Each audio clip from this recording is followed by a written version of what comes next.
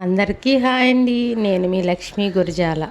ఈరోజు మా అబ్బాయి నాకు ఒక ప్రశ్న వేసాడండి. ఆ ప్రశ్న ఏంటనేది మీతో షేర్ చేసుకుంటాను. అది కరెక్టో రాంగో మీరే చెప్పండి. ఇక్కడ ఏమంటాడంటే, అమ్మ గ్యాస్ పొయ్యి ఉందిగా, ఎందుకు ఆ కట్టెల పొయ్యి మీద చేస్తావు, ఇంట్లో గ్యాస్ పొయ్యి మీద చేయొచ్చుగా అని వాడంటాడు. గ్యాస్ ఆదా చేస్తున్నావా లేకపోతే పిసినారితనమా అని అడుగుతున్నాడు. కానీ నాది పిసినారితనము కాదు, అలాగే గ్యాస్ ఆదా చేయటము కాదండి.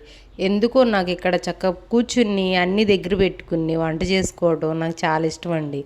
అందుకని ఎక్కువ శాతం నేను కట్టెల పొయ్యి మీదే వంట చేసుకోవడానికి ఇష్టపడతాను.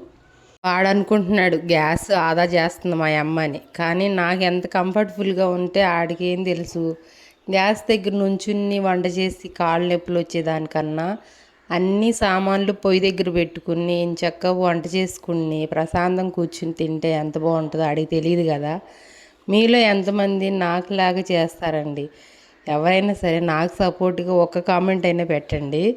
అది మా వాడికి చూపిస్తాను. ఓహో, మా అమ్మకిలాగా ఇంకా ఉన్నారు అని వాడు అనుకోవాలి.